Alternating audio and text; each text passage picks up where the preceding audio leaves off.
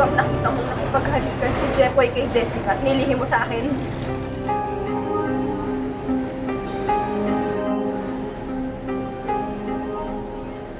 Isang tanong, isang sagot! Totoo ba o hindi?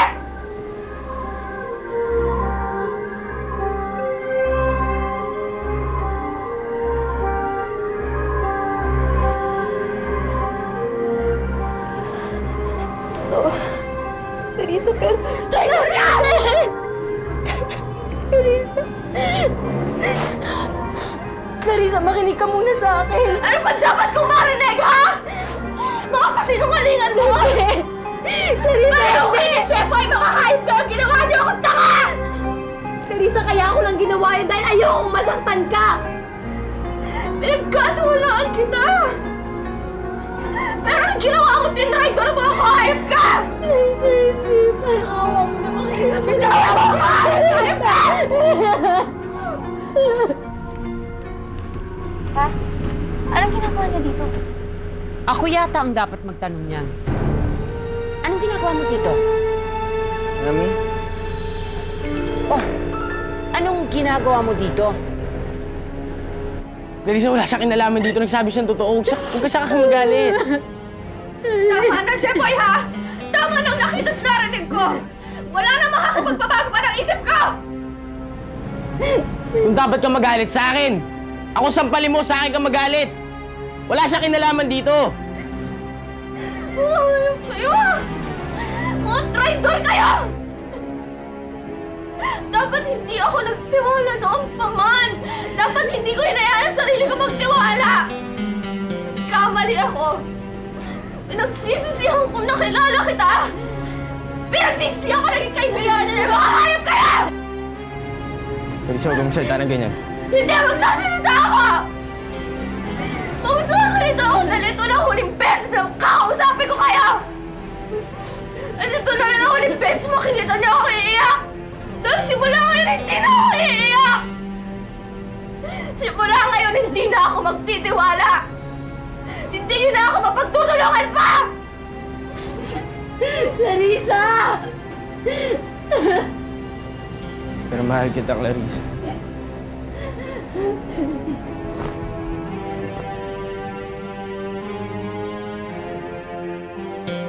Charles, anong ginagawa mo dito?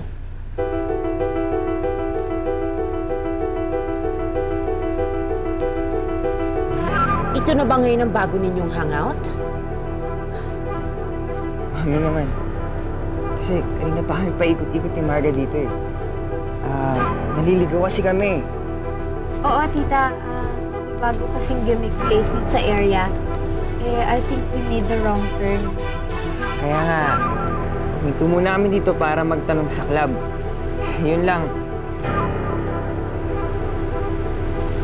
Hey, Mami. Anong ginagawa niyo dito? Sinusundan niyo ba ako?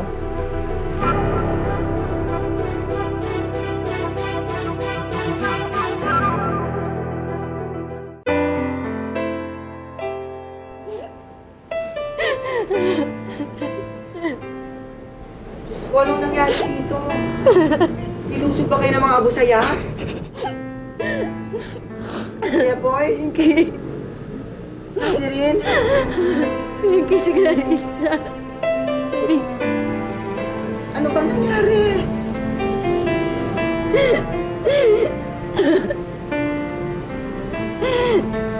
Hindi ko naman kasalanan eh.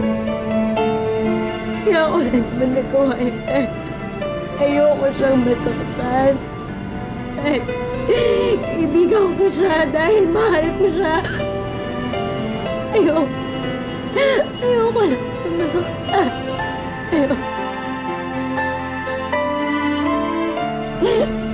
Maayos din ang lahat. Masaktan.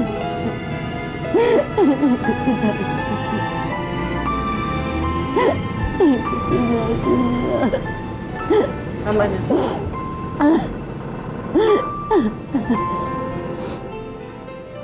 I can't believe it. Naghiwalay na talaga sila? Sure ka, Gina?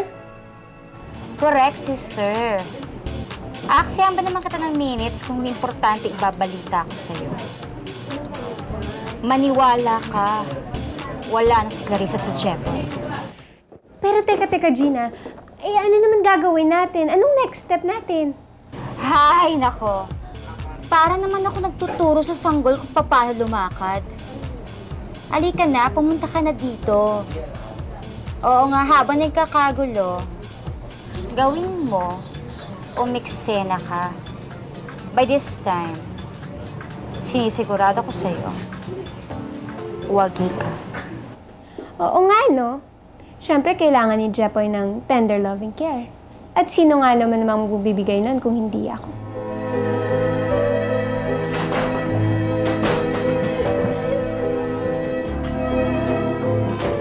Clarissa! Clarissa!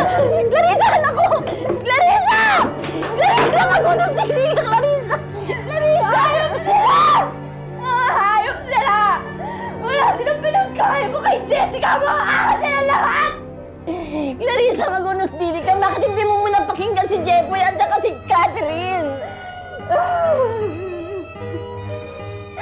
Ano ba dapat ko marinig? Ano ba dapat ko marinig? Dalawang taong minahal ko. Anong ginawa sa akin, ha? Niloka ka! Niloka mo! Pinagplanuhan niyo ako! Dalawang taong mahal ko pinagplanuhan! Taka-taka ka! Taka ka! Saan bakla tayo nagkakamali? Bakit hindi mo muna bigyan ng pagkakataon ng mga kaibigan mo? Wala na akong kaibigan! Wala na! Simula sa araw na ito, pinapangako ko. Wala ng taong makakasakit sa akin. Sa araw na to, ako naman ang mananakit. Charles, sandali anak. Pakinggan mo ko. Ano pa ba sasabihin nyo? Pareho naman nating alam kung anong ginagawa nyo doon. Charles, that's not the way to treat your mother. Pero ma, that's not the way to treat a son. Dahil ko pang isang kriminal na mayat-mayat sinusundan nyo. Pero nag-aalala lang naman ako sa'yo. Concerned lang ako sa'yo. Tell me, wala ba akong karapatan na makialam sa buhay mo? Pero paano na karapatan ko? Dapat ko na lang bang tanggapin ang pakikialam ninyo?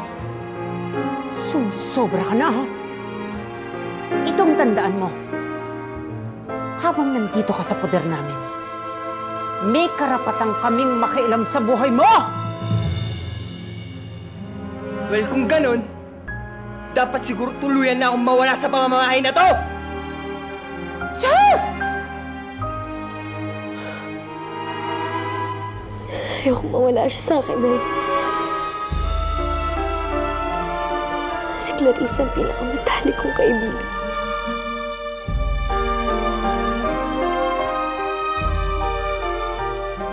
Anak, kung ganun siya kahalaga sa'yo, huwag mo siyang tigilan. Kausapin mo siya ulit.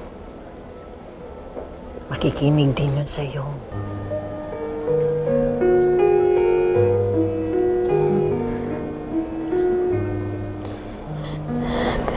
Galit siya sa akin, eh. Akala niya, trinidor ko siya. Hindi niya alam na kaya ako lang ginawa yun dahil ayokong masaktan siya. Ito yun ang sabihin mo sa kanya. Makikinig din sa'yo si Clarissa. Ama, talop niyo pa nga ang tunay na magkapatid, eh. Diba? Takot ako na, eh.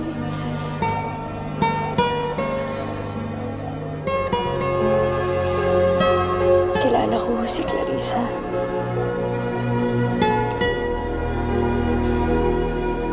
Siya yung tipo ng taong napakahirap magtiwala.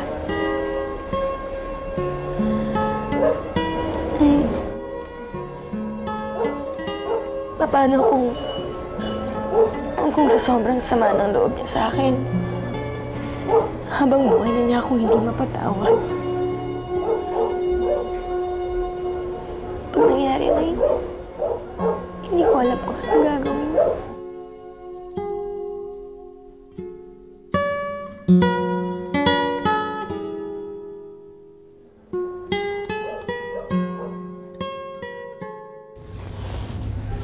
Padaan. Clarissa. Sige mo lang kung anong dapat kong gawin para patawarin mo lang ako. Sige na, gagawin ko. Wala ka nang magagawa dahil tapos na tayo. Sandali, pakinggan mo naman ako. Hindi ko naman sinasadya yun eh. Mahal kita, alam mo yun.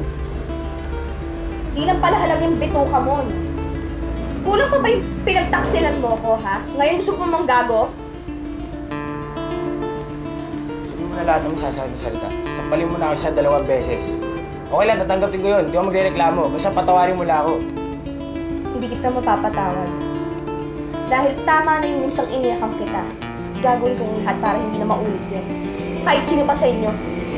Clarissa.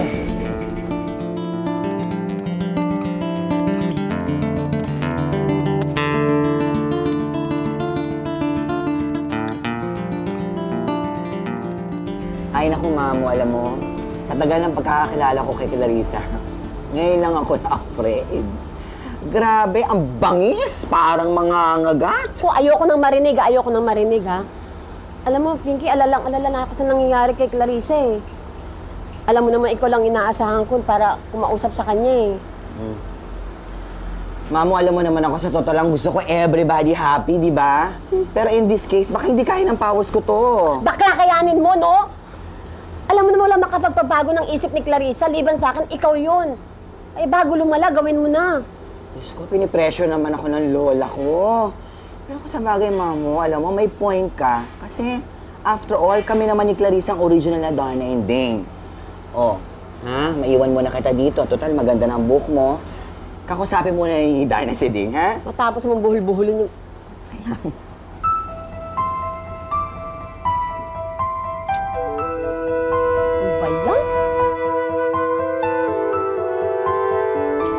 Ibang klase ka rin naman pala, no? Kumbaga sa patay, mainit pa ang bangkay, ninanakawan mo na. Clarissa? Ako nga. At alam kong hindi akong pinunta mo dito, kundi yung dati kong nobyo.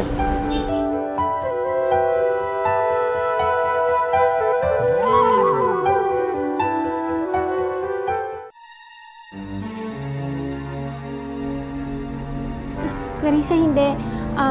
Mabuti nga nandito kayo kasi gusto ko sanang makipag-ayos para sa'yo. Tigilan mo nga yung kaplastikan mo. Nakakasuka. Clarissa, hindi ko naman alam yung pinagsasabi mo eh. Bulag ka na pala ngayon. O saksakan lang talaga ng kapalang mukha mo. Lakas ng tama mo kay Jepo yan, oh. Kahit kanino, handa mo siyang agawin. Clarissa! O, mabuti naman nandito ka na, may naghahanap sa'yo. Ayan, ha? Ayan. Bakit? Ba't tinatanggal mo? Ilagay mo. Maganda nga yan eh. At least ngayon, hindi na kayo magtatago sa akin. Kahit maghalikan pa kayo, wala na akong pakialam. Clarissa? Clarissa, sandali lang. Clarissa? Sandali lang, Mark. At saan ka na naman pupunta? Ma, malaki na ako. Hindi na obra sa akin yung mga grounded. At anong gusto mong gawin ko? Wala kang naipasa ni isa sa mga subjects mo. Paano pa kita pagtatagol sa daddy mo? Hindi sabihin mo na, hindi tayo nagkita. Okay? Bye-bye. Hey. Not this time, Mark. I think it's about time that you start being more responsible.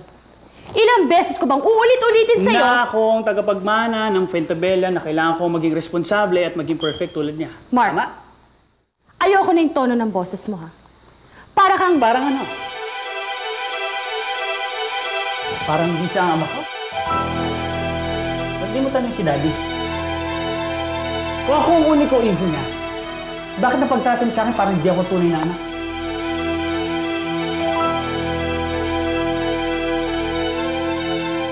Kapatid, ang ibig kong sabihin, buksan mo naman ang utak mo.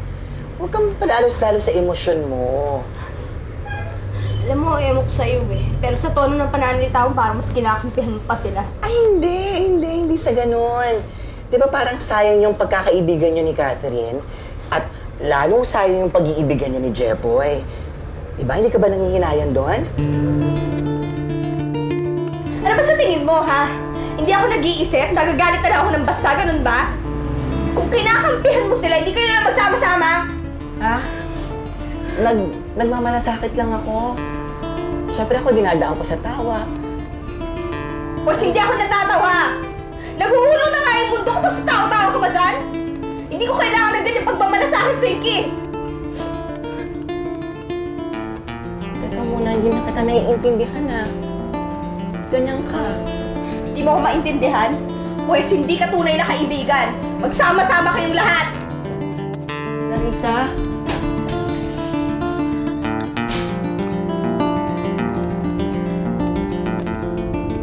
Ika dito. Jepoy, ano ba? Nasasaktan ako. Ikaw nga dapat tinatanong ko na ano ba eh. Ano ba, manhid, tanga? Hindi ka ba nakakaramdam na wala akong gusto sa'yo? Jepoy, hindi totoo yan. Sinasabi mo lang yan kasi galit ka sa akin. Hindi, yun ang totoo. Sinubukan ko rin nung umpisa na maging kaibigan tayo dahil malaki yung utang na loob ko sa'yo. Eh dapat pala nung umpisa pa lang, diniretso na kita eh. Kung hindi dahil sa'yo, baka hindi nagkakagulo ngayon, baka kami pa ni Clarissa. Sinisisi mo ba ako dahil nahiwalay na kayo ni Clarissa ngayon? Sino ba dapat ko sisihin? Sarili ko? Si Clarissa? Eh sino pa bang makikinabang? Hindi ako titigil hanggang sa mapasok mo siya sa makitid mong kokote na kahit kailan di tayo magkakatuluyan. Dahil hindi ko mahal ko eh. Si Clarissa!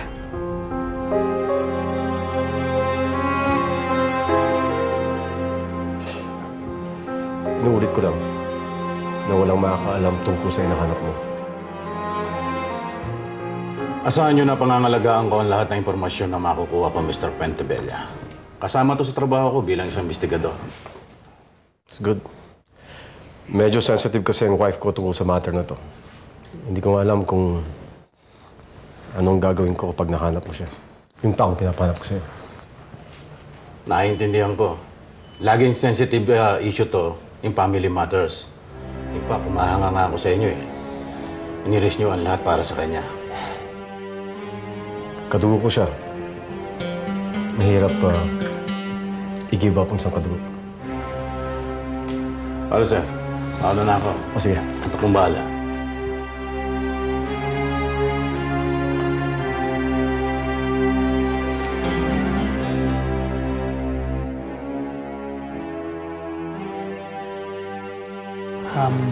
Dad. Sorry, but alam kong bastos, no? I couldn't help eavesdropping. Concerned din naman ako sa pinag-uusapan niya. Sino ba yung kapamilyang pinapahanap mo?